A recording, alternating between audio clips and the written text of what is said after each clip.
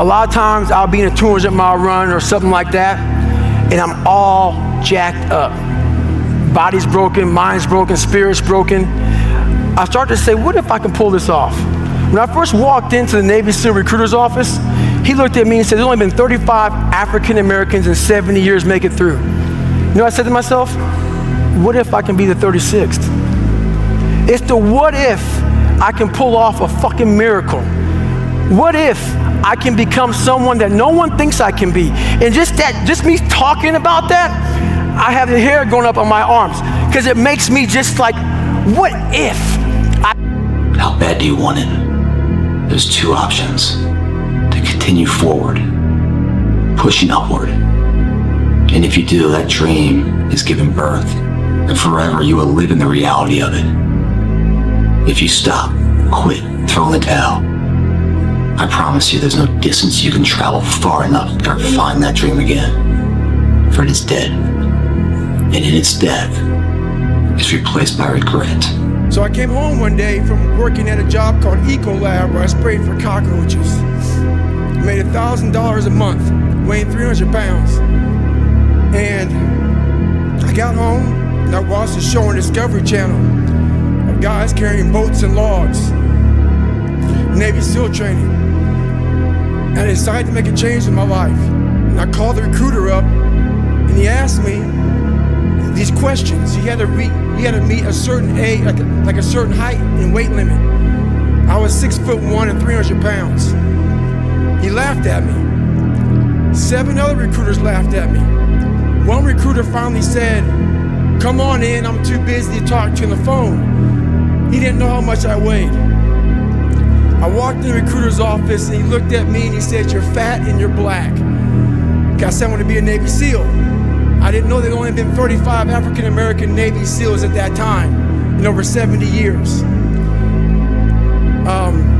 He said I basically had to lose 106 pounds in less than 3 months because of my age. I was getting too old. I came back 3 months later, 106 pounds lighter. Thank you.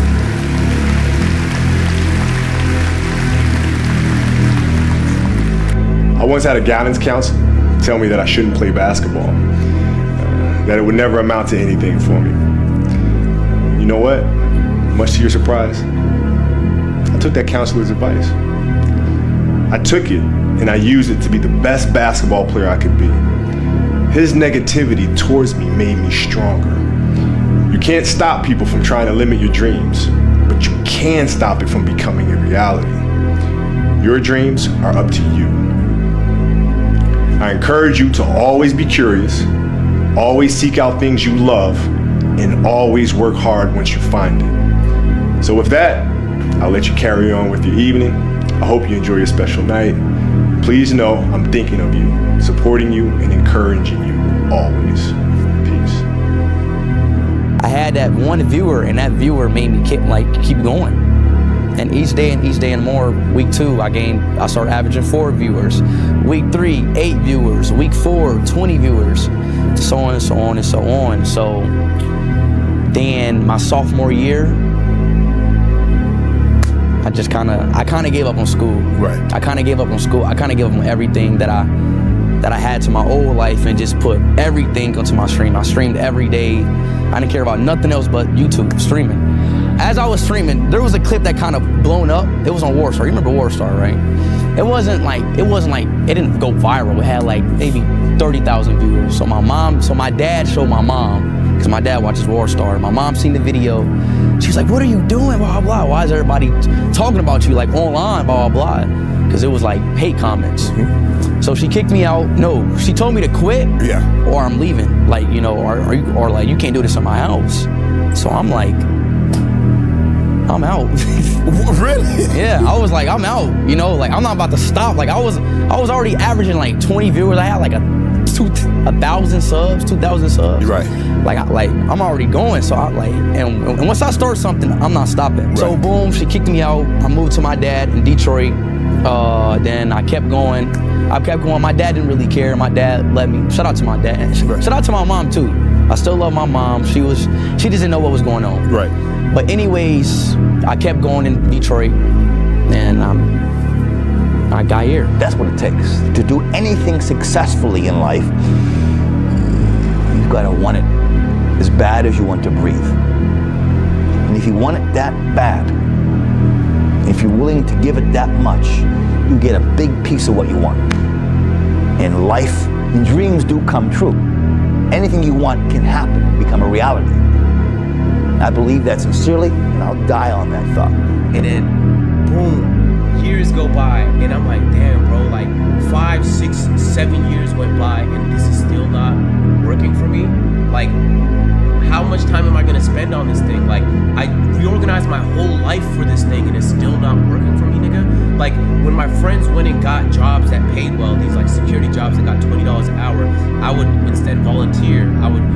So I needed to spend time on YouTube. I couldn't do nothing that would take away from YouTube. When I went to university, instead of going in the dorms, which looked way more fun, I got a townhouse with 4 other people because the internet sucked in the dorms. I had to be able to upload YouTube videos. I spent too much on this shit. Like, bro, it was way too much time. Like, when my friends would go out, I'll be like, bro, I haven't uploaded yet, so I gotta upload today. Boom, now I'm uploading.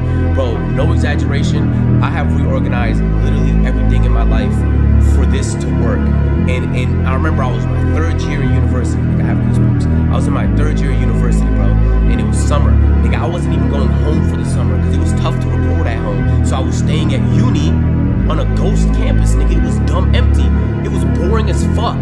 But I would stay there because it was better for YouTube. Everything was, bro, I need this to work. I need this to work. This is what the fuck, bro. I knew what I wanted. But if you don't quit, you can't lose. It's impossible because you can just get up and try again. So that's all I did. Every time I felt like quitting, I would talk to some friends and I would convince myself of everything I already believed, why I knew I wanted this from years ago, and I would go again, and I would go again. And it was one video that finally fucking blew for me. It got 50,000 views after fucking 6-7 years.